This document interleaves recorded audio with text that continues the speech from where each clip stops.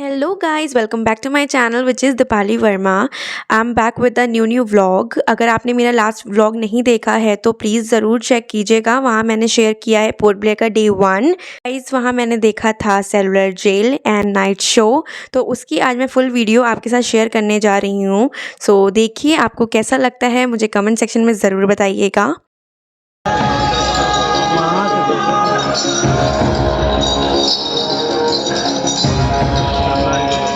कोई माता की उम्मीदों पे न डाले पानी,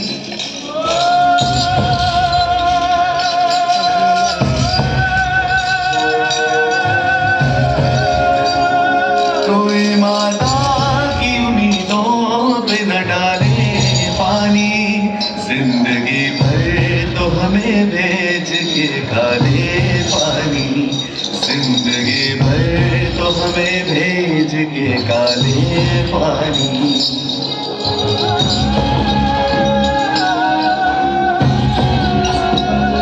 आसमां क्या यही बाकी था गजब ढाने को, लाके गुर्बत में रखा है हमें तड़पाने को। आसमां क्या यही बाकी था गजब ढाने को, लाके गुर्बत में रखा है हमें तड़पाने को। आज इस घर में हम तैयार थे मर जाने को, जीते जी हमसे छुड़ाया है काश आने को। जिंदगी भर तो हमें भेज के काले पानी, जिंदगी भर तो हमें भेज के काले पानी। कोई माता की उम्मीदों पे न डाले पानी, कोई माता की उम्मीदों पे न डाले पानी। जिंदगी भर तो हमें भेज के काले पानी, जिंदगी भर तो हमें भेज के काले पानी, जिंदगी भर तो हमें भेज के काले पानी।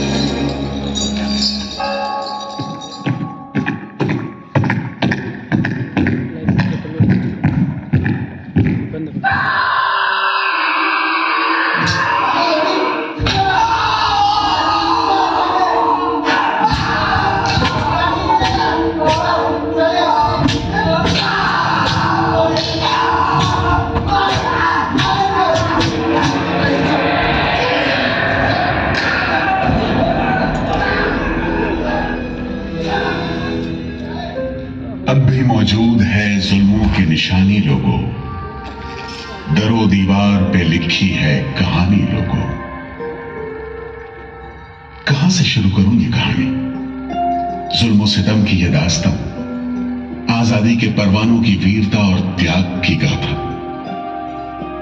मैं जो एक रूह हूं, आत्मा हूं उन तमाम लोगों की जिन्होंने अपने खून पसीने से, अपने बलिदान से, जान की कुर्बानियों से इस मिट्टी के जर्रे जर्रे को आजादी का तीरथ बना दिया।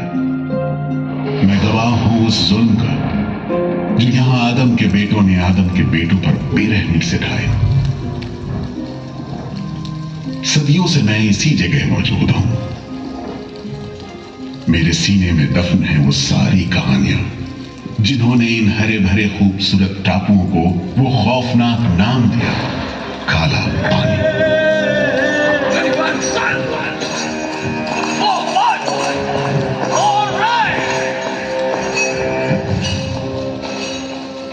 तो वहीं से शुरू करते हैं, उसी हरियाली से जो कैद करने वालों के जुल्म और कैदियों के खून पसीने से बेदाग थी।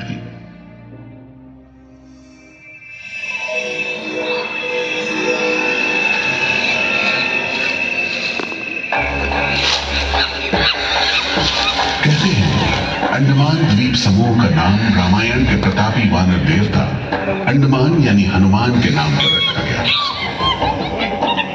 पुराने जमाने से यह कहानी चली आती है कि जब राम ने लंका पर चढ़ाई करने की योजना बनाई थी तो पहले इन्हीं टापुओं से धावा मारने की सोची थी, लेकिन बाद में इरादा बदलकर धनुष कोटि से हमला किया। इतिहास और कुरान में अंडमान द्वीप समूह इसी सिलसिले में याद किया जाता रहा है। उधर दूसरी शताब्दी के रोमन भूगोल शास्त्री टॉलमी ने इन टापुओं को दुनिया के पहले नक्शे में जगह दी और नाम रखा एग्डेमोन, एक ग्रीक गॉड एगेमेम्नॉन के नाम पर, जो भाग्य का प्रतीक है। इन टापुओं की तरफ लोगों का आना शुरू हुआ। धर्म प्रचारक, लुटेरे, बागी, मल्ला, किस्मत आजमाने को निकले जहाजी, हर तरह के लोग यहां आते रहे। 18वीं सदी के अंत में ईस्ट इंडिया कंपनी ने इन टापुओं पर एक बस्ती कायम करने की कोशिश की और यहां लेफ्टिनेंट आर्चिबाल्ड ब्लेयर को भेजा, मगर ये कोशिश नाकाम रही और अगले 60-70 बरस तक किसी ने इन टापुओं की सुध नहीं ली।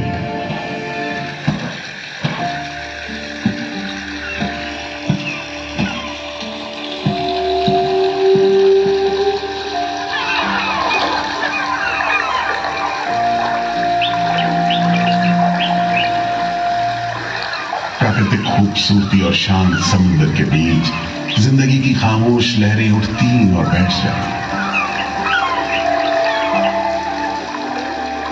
उगते सूरज के साथ पक्षी जागते और डूबते सूरज के साथ इन टापुओं पर जिंदगी सुकून से सो जाते। कि तभी भारत का पहला स्वाधीनता संग्राम यानी 1857 की आजादी की लड़ाई। तो गाइस, अगर आपको ये वीडियो पसंद आ रही है तो लाइक, शेयर, सब्सक्राइब करिएगा।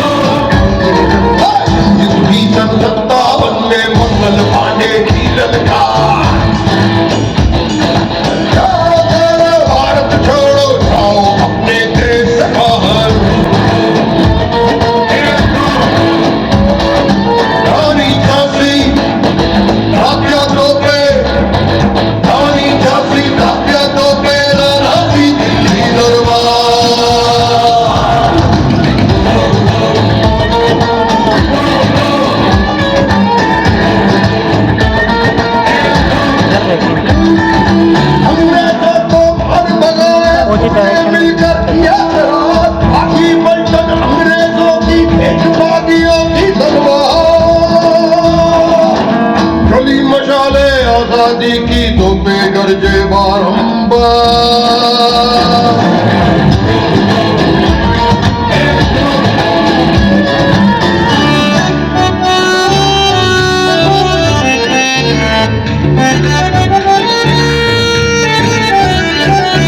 लोहे से लोहा बजता था, बची हुई थी चीख पुकार। लोहे से लोहा बजता था, बची हुई थी चीख पुकार। सुनो कंपनी वालों सुन लो, सुनो कंपनी वालों सुन लो, नहीं रहेंगे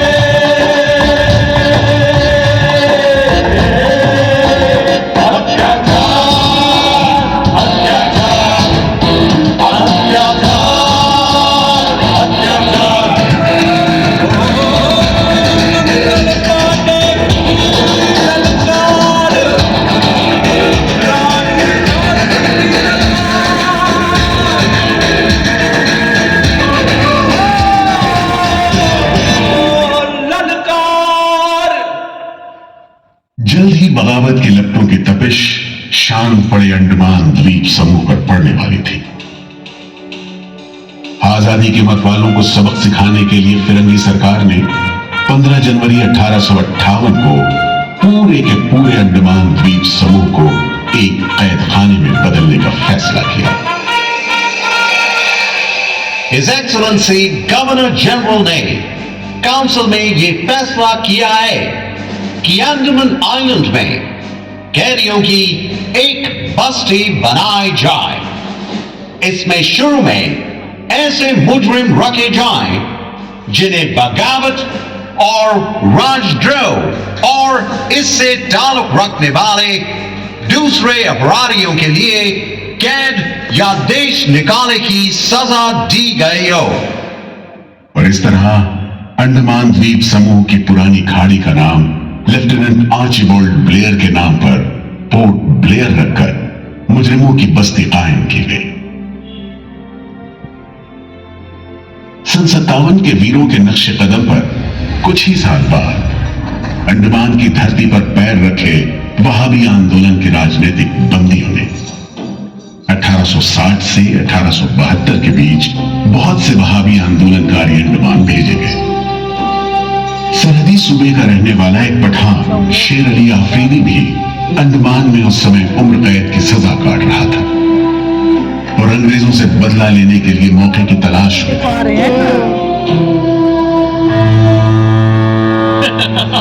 क्यों है शेर अली, तुम इस भीड़ भाड़ में कैसे? ओए, हम सुना है फिरंगी का लाट साहब इधर आता है। हम भी देखने आया है जुल्म करने वाले का सरदार कैसा दिखता है।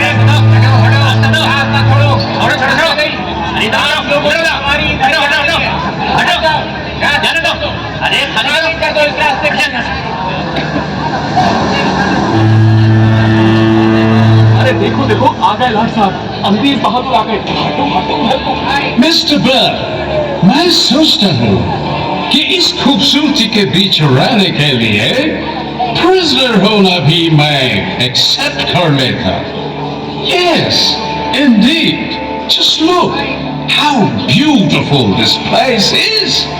ये प्रिजनर लोग इस खूबसूरती को नहीं देखते, वरना इस टापू को प्रिजन नहीं स्वर्ग समझते। यस सर, आप ठीक कहते हैं। इधर आइए प्लीज। हम तुमको खत्म कर देगा कैदियों के साथ तुम लोग जो हैवानी सलूक करता है, हम बर्दाश्त नहीं करेगा।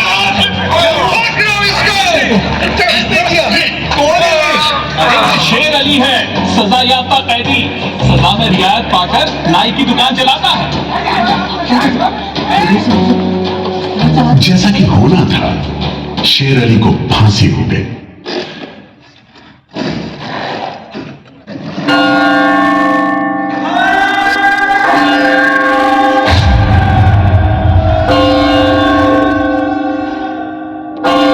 शायद इसी घटना का असर था कि ब्रिटिश सरकार ने कैदियों के साथ और भी कड़ाई बरतने के बारे में गंभीरता से सोचना शुरू किया। नतीजे के तौर पर सन 1896 में पोर्ट ब्लेयर की खौफनाक सेलुलर जेल का काम चीफ कमिश्नर केविन और इंजीनियर मैक्विन की निगरानी में शुरू हुआ।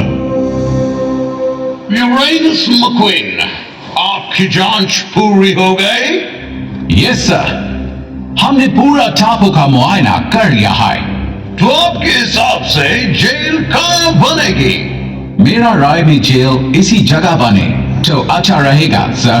इस पहाड़ी पर? यस सर, हम इस पहाड़ी को ईस्ट का तरफ ऊपर से काटकर समुद्र से 60 फीट की ऊंचाई पर मैदान बना देगा। इससे दो फायदा होगा, जेल के लिए जगह निकलेगा और पहाड़ी काटने से जो मिट्टी निकलेगा उससे हम नीचे का दलदल को भरकर ऑफिसर्स के लिए टेनिस एंड क्रिकेट खेलने का मैदान, इवन जिमखाना क्लब भी बना सकता सर। तय हुआ कि 5 लाख रुपए की लागत से पोर्ट ब्लेयर की इस पहाड़ी पर जेल बनेगा। फौरन कारीगरों के अलावा 600 कैदियों को काम पर लगा दिया गया। इस जेल में एक वक्त में 700 कैदियों को बंद रखा जा सकता है। योजना के अनुसार जेल के बीचों बीच एक मीनार बनाई जानी थी, जिसकी 7 दिशाओं में 7 खंड किसी सितारे की भुजाओं की तरह निकले होंगे। हर खंड में 3 मंजिलें बनाई जानी थी और 7 खंड में कुल मिलाकर 698 कोठरियों का निर्माण होना था। ईंटों की ढुलाई के लिए ट्रेन की 5 मील लंबी पटरी बिछाई गई। इमारत बनाने के लिए ढेर सारे सामान बर्मा से मंगवाए गए। में इस्तेमाल की गई। इंसानी खून पसीने की तो कोई गिनती ही नहीं।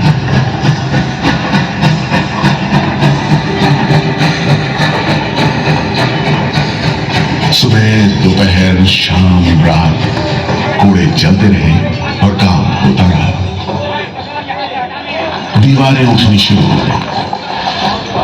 आखिरकार 10 साल बाद सन 1906 में ये विशालकाय जेल तैयार हुआ और यहीं से अंडमान के इतिहास का सबसे काला दौर शुरू हुआ।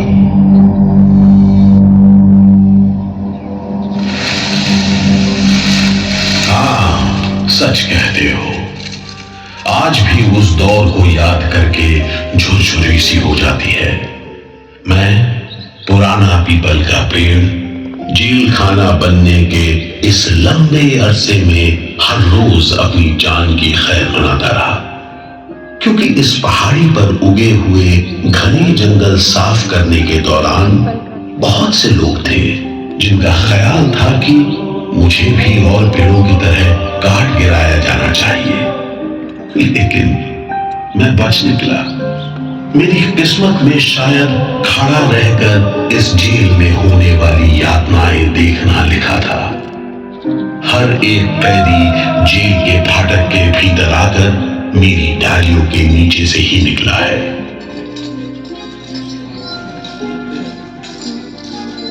जैसे जैसे अंग्रेजी शासन के खिलाफ आजादी की मांग तेज हुई, ब्रिटिश सरकार ने सेलुलर जेल के फाटक हर छोटी बड़ी बात के लिए खोलने शुरू कर दिए।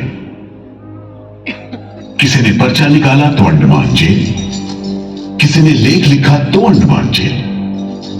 लेकिन जब आजादी की लौ दिल में जल रही हो तो लोगों को कब तक रोका जा सकता है? 20वीं सदी शुरू होते होते फिरंगी सरकार के खिलाफ जंग में तेजी आ गई।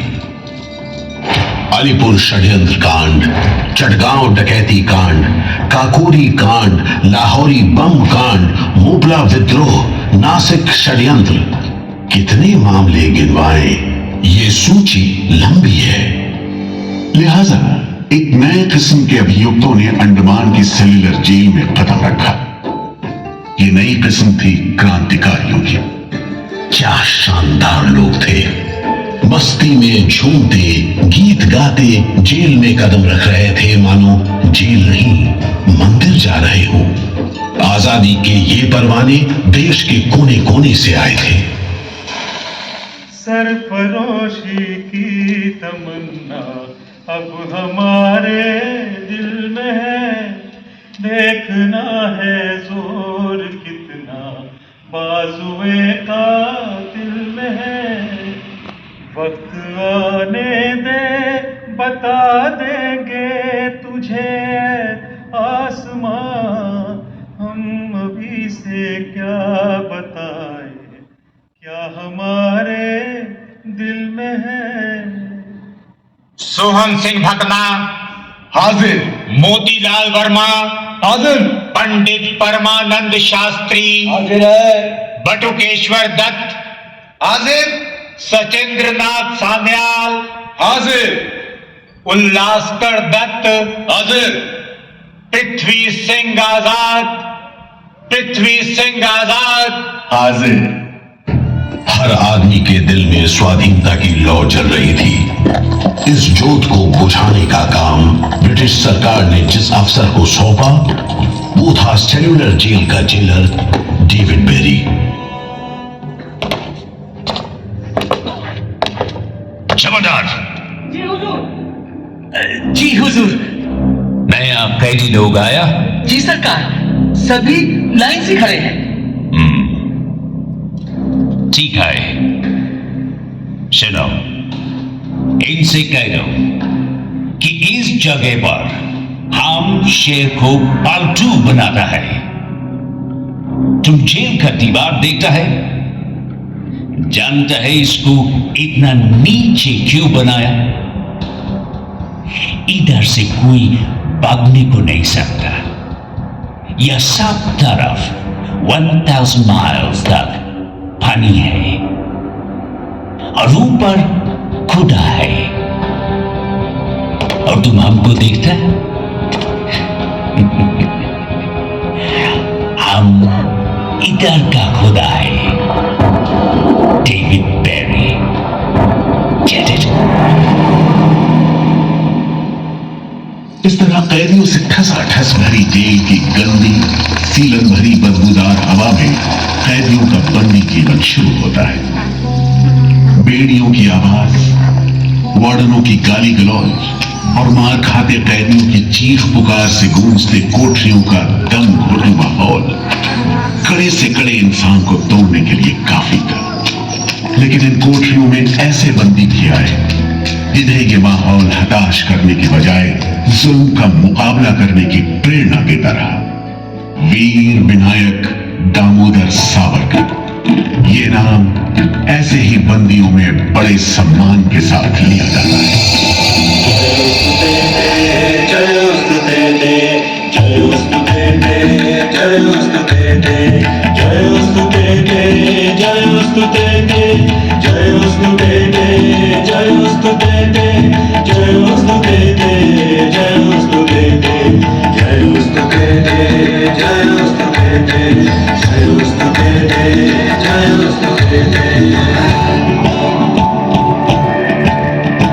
श्रीमहन मंगले शिवास्पदे शुभदे, श्रीमहन मंगले शिवास्पदे शुभदे, स्वतंत्रते भगवती पावनं यशोदां वन्दे।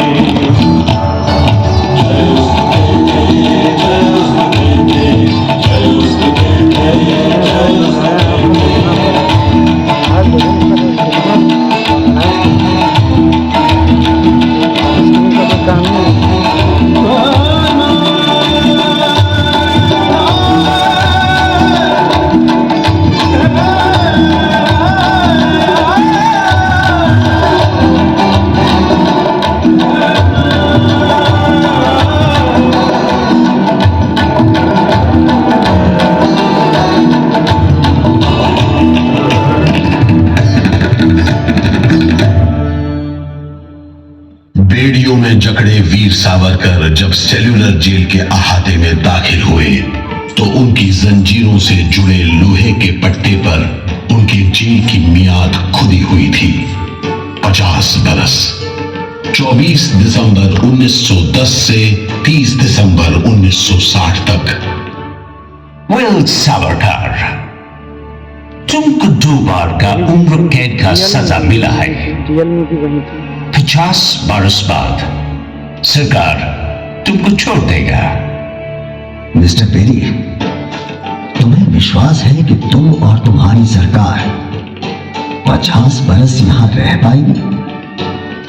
सावरकर को इस बात में रत्ती भर भी शक नहीं था कि आजादी की जो लपटें हिंदुस्तानियों के मन में धड़क रही हैं, उन्हें अंग्रेज अब बुझा नहीं सकेंगे और जल्द ही उन्हें जाना होगा।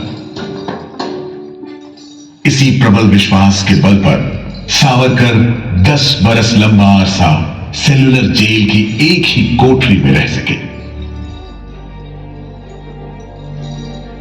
उन्हें बहुत ही खतरनाक कैदी करार देते हुए इतने कड़े पहरे में रखा गया था कि उनके भाई गणेश को 2 बरस तक पता भी नहीं चला कि वीर सावरकर उनके ही नक्श कदम पर चलते हुए सेल्यूलर जेल आ पहुंचे, जहां बरसों की तकलीफ है, जेलर के जुल्म है, कड़ी मेहनत और नितांत अकेलापन है, जहां जिंदगी 13 फुट लंबी और 7 फुट चौड़ी कोठरी में सिमट कर रह जाती है।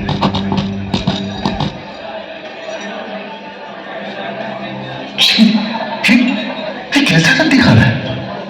चावल में कंकड़ है, सब्जी में रेत है और दाल में कीड़े। खाना क्या है? घास फूस है। बर्तन भी देखो कैसे टूटे फूटे, जंग से लाल और तेल से जुड़े हुए। सबसे ज्यादा कमी तो पानी की है। आज सुबह जब मैंने पानी मांगा, जमादार बोला दिन में 2 बार मिलेगा बस। अरे पीने लायक होता तो बात नहीं, इतनी बास मारता है कि नाक बंद करके पीना पड़ता है। इस खाने को कैसे खा सकते हैं? कैदियों को गाली देना या पीटना मामूली बात थी, चाहे वो खा रहे हों या काम कर रहे हों। और काम न सिर्फ मुश्किल था बल्कि उसका कोटा भी तय था। 7 में से 4 खंडों की कोठरियों में तेल निकालने के उपकरण लगे थे।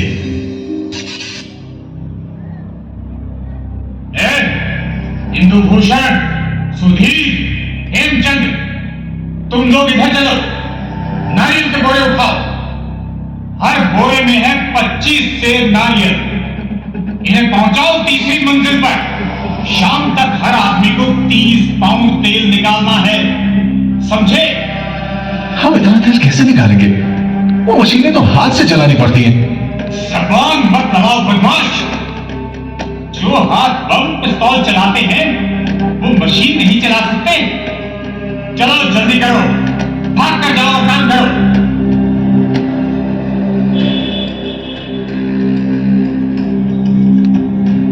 मेरा बात ध्यान से सुनो। जो आदमी काम नहीं करे उसको ब्रेक लगाओ, समझा? सजा दो, कोई छूट नहीं दो, कोटा पूरा कराओ। लेकिन तमाम मारपीट और गाली गलौज के बावजूद यदि कैदी काम पूरा न कर पाते तब जो सजा मिलती वो किसी की भी हिम्मत तोड़ने के लिए काफी थी। चमोदार, जी हुजूर, इसको 2 दिन तक टाट का वर्दी पहनाओ। कल से इसका खाना बंद। जी। सिर्फ 2 कप कंजी दो। जी हुजूर। ये पहला बार काम नहीं पूरा किया। जी। इस वास्ते जी इसको 1 हफ्ता हथकड़ी में रखो। जी हुजूर। ये बागी का बच्चा है, इसको बेड़ी डालो, इसको भी बेड़ी डालो 6 महीने तक। जी हुजूर। तुम अब तक 5 बार काम का कोटा पूरा नहीं किया, हम तुमको इस बदमाशी का मजा चखाएगा। जमादार। जी हुजूर। इसको तन्हाई में रखो। जी। Solitary confinement. जी। कोठरी में काम दो। जी। और इसको ब्रेक लगाओ। जी। और मारो, और मारो। नारे बोलेगा, बोल नारे, बोल बोल नारे, बोल बोल नारे, जितनी ताकत है बोल नारे।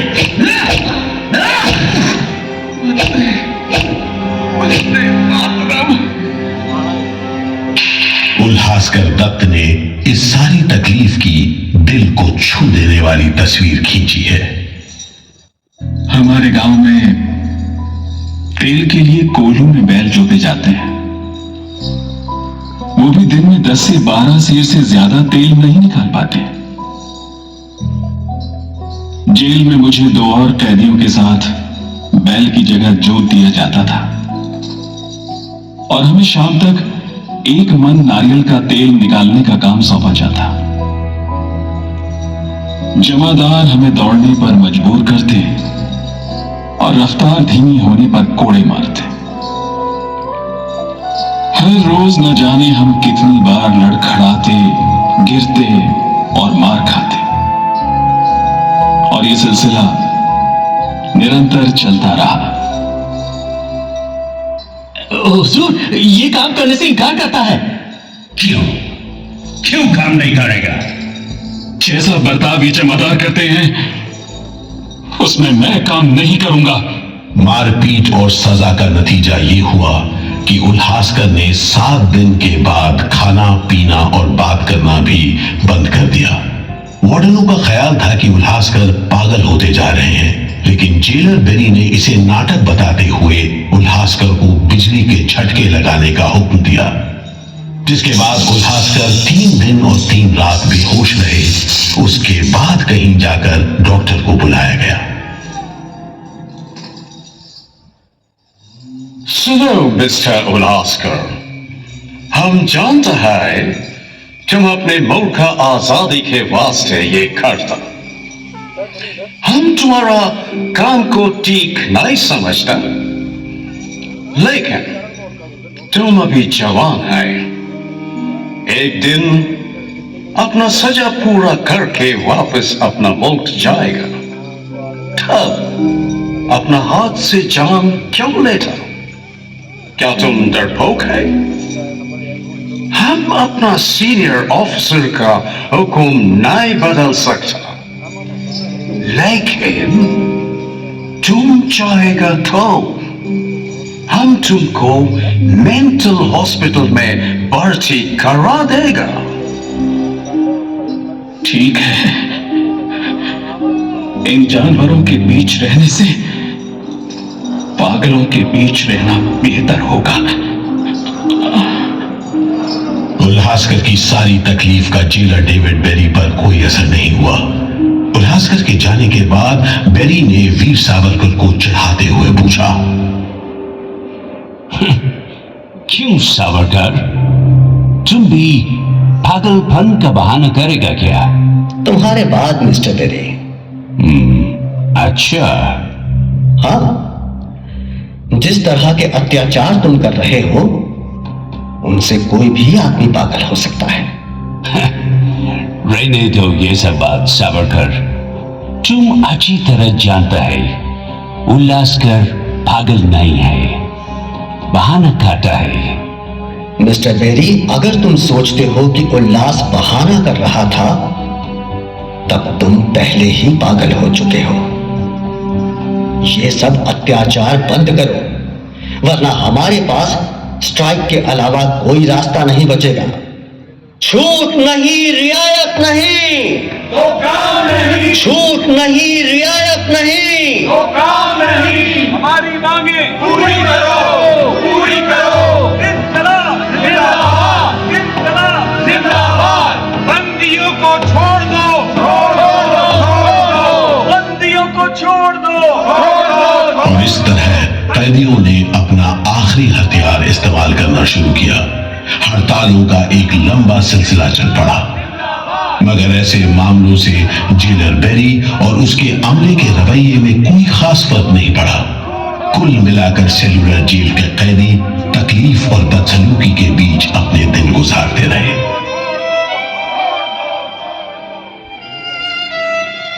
मगर एक सुख का स्मरण ना करना नाइंसाफी होगी। वो सुख था बुलबुलों की चहक, उनका मधुर स्वर, उनके झुंड कल कल करते नारियल के टुकड़ों पर टूट पड़ते। गंभीर विचारों से मुक्ति पाने के लिए मैं मन को बलपूर्वक इन बुलबुलों की चहक में लगाए रखता। मैं अपनी भाषा उन्हें सिखाने में असमर्थ था। यदि सिखा पाता तो मैं उन्हें देश प्रेम के गीत सिखा देता, ताकि अगर कोई मेरी कोठरी खोजता हुआ आए तो लोग कहें कि जिसके सामने बुलबुल देश प्रेम के गीत गा रही हो वही सावरकर की कोठरी है। इंकलाब जिंदाबाद। एक बार में 3 कैदियों को फांसी पर लटका दिया जाता। दिल दहला देने वाली चीखें निकलती, जेल का घंटा घनघना उठता, जेल की मीनार पर लगी बत्ती जलती बुझती रहती और 8 मील दूर तक खड़े जहाजों तक खबर पहुंच जाती कि फिर से कुछ कैदियों को फांसी पर लटका दिया गया है। 12 मई 1933 को कैदियों ने फिर भूख हड़ताल का सहारा लिया। भूख हड़ताल करने वालों में सरदार भगत सिंह के बहादुर साथी महावीर सिंह भी शामिल थे। हड़ताल के 5वें दिन जब कैदियों को जबरदस्ती खुराक दी जाने लगी तो महावीर सिंह ने ताकतवर विरोध किया। जालिमों, तुम नहीं जानते कि हम कौन हैं। हम मर सकते हैं पर झुककर नहीं रह सकते। हमें ऑर्डर मिला है तुम्हें दूध पिलाने का। चलो जमादार, पकड़ो इसे।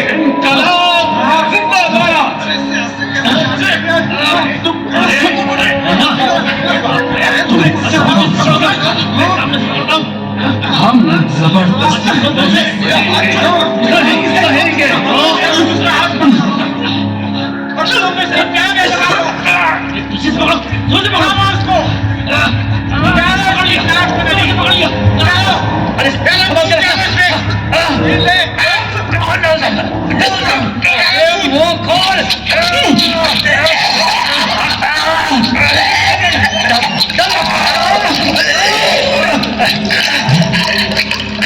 अरे ये क्या हो गया? ये क्या हो गया? अरे ये तो अरे क्या करें? अरे इसकी तो आंखें उलट गई। अरे इसकी तो आंखें उलट गई है। अब क्या करें? लगता है दूध इसके फेफड़ों में चला गया है साहब। क्या हो? नली निकालो, जल्दी करो, जल्दी। इसकी तो सांस बंद हो गई। अब क्या होगा? होगा क्या? लाश को गुपचुप ठिकाने लगा दो, किसी को कानो कान खबर ना हो। मैं तो कहता हूँ साहब, इसकी लाश को बोरे में डालकर पत्थर से बांधकर समंदर में बहा दीजिए। किस्सा खत्म। चलो फिर ऐसा ही करो, झटपट ले जाओ उसे, झटपट ले जाओ। लेकिन ये खबर छिपी नहीं रह सकी। जब लोगों को पता चला तो देश भर में विरोध की भीषण लहर फैल गई। छोड़ दो, बंदियों को छोड़ दो। और फिर 45 दिन बाद 26 जून 1933 को जेल अधिकारियों ने हथियार डाल दिए। लेकिन देश अभी भी गुलामी की जंजीरों में जकड़ा हुआ था। इन्हीं हालात में सन 1937 के संवैधानिक सुधार लागू किए गए और कांग्रेस ने अनेक प्रांतों में मंत्रिमंडल कायम किए। स्वाधीनता की तरफ बढ़ते कदमों में तेजी लाने के लिए अंडमान के सेलुलर जेल के बंदियों ने भी आवाज बुलंद की। बंदियों की रिहाई, स्वदेश वापसी और राजनीतिक बंदियों के लिए बेहतर सुविधाएं हासिल करने की मांग को लेकर 24 जुलाई 1937 को सेलुलर जेल के कैदियों ने सामूहिक अनशन शुरू किया। वंदे मातरम, वंदे मातरम। अंग्रेज सरकार मुर्दाबाद, अंग्रेज सरकार मुर्दाबाद। भारत माता की जय, भारत माता की जय, भारत माता की। इस भूख हड़ताल का असर पूरे देश पर पड़ा। जगह जगह कैदियों के समर्थन में आंदोलन होने लगे। सारे देश के राजनीतिक बंदियों ने अनशन शुरू कर दिया।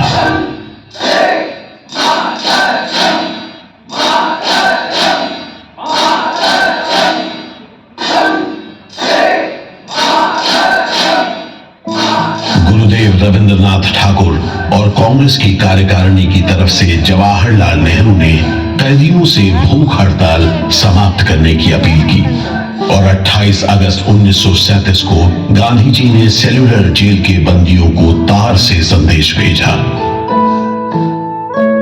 मैं गुरुदेव रविंद्रनाथ टैगोर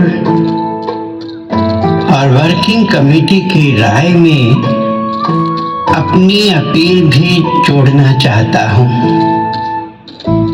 आप सब हड़ताल वापस ले लें और हम पर भरोसा रखें। हम आपको राहत दिलाने के लिए पूरी कोशिश कर रहे हैं। कैदियों पर गांधी जी की इस अपील का बहुत असर पड़ा। सभी कैदियों ने आपस में सलाह करने के बाद जवाब दिया। देशव्यापी अपील और आपके संदेश ने हमारे दिलों को छू लिया है। हम इस भरोसे पर भूख हड़ताल मुलतवी कर रहे हैं कि सारे देश ने हमारी मांगों और हमारे उद्देश्य को अपना बना लिया है। वंदे मातरम। 36 दिन के संघर्ष के बाद एक बार फिर बंदियों की जीत हुई। नतीजे के तौर पर सितंबर 1937 से सेलुलर जेल के कैदियों की स्वदेश वापसी शुरू हो गई। आखिरी जत्था जनवरी 1938 में रवाना हुआ और 80 साल बाद सेलुलर जेल राजनीतिक बंदियों से खाली हो गई और अंडमान द्वीप समूह के इतिहास का एक तकलीफदेह दौर खत्म हो गया।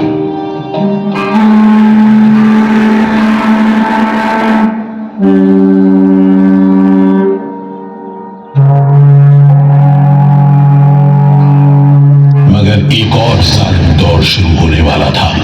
1939 में दूसरा विश्व युद्ध शुरू हुआ और 1942 में जापानियों ने अंडमान पर कब्जा कर लिया।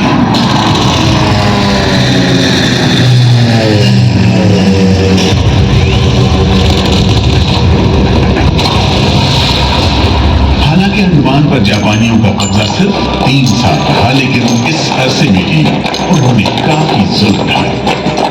हर आदमी उनकी नजर में अंग्रेजों का जासूस था। हर रोज खेतों से, दूर दराज के गांव देहात से दसियों लोग पकड़े जाते और मौत के घाट उतार दिए जाते। बहुत से लोग तो खाने की कमी के कारण जहाज पर लादकर दूर समंदर में फेंक दिए।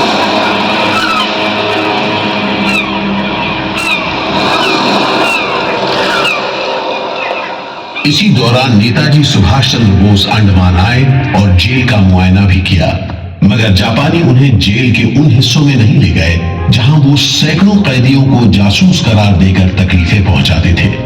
अपनी छोटी सी अंडमान यात्रा के दौरान नेताजी ने तिरंगा भी फहराया।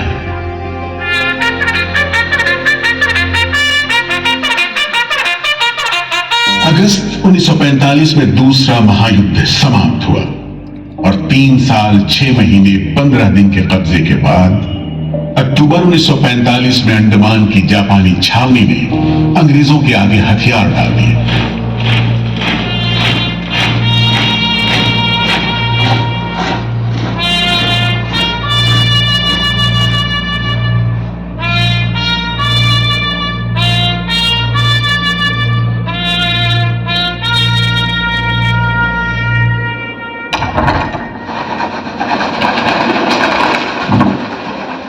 सेल्युलर जेल के फाटक एक बार फिर खुले और कैदियों को रिहा कर दिया गया।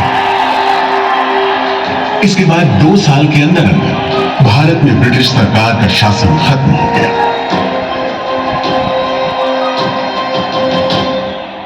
अंडमान द्वीप समूह अब काला पानी के खौफनाक नाम से नहीं जाना जाता, लेकिन ये सारी तकलीफें जो आजादी के प्रेमियों ने यहां झेली, वो सारी कुर्बानियां जो देशभक्त वीरों ने यहां दी, आज भी देशवासियों के दिलो दिमाग पर छपी हुई है। इसीलिए अंडमान के भूतपूर्व राजनीतिक बंदियों के भातृत्व मंडल की इच्छा को स्वीकार करते हुए भारत सरकार ने 30 अप्रैल 1969 को घोषणा की कि सेल्युलर जेल को राष्ट्रीय स्मारक के रूप में सुरक्षित रखा जाएगा। भारत की आजादी के दीवानों ने जो अमानवीय यातनाएं इस कारागार में सही, ताकि भारतवर्ष आजादी की उन्मुक्त हवाओं में सांस ले सके,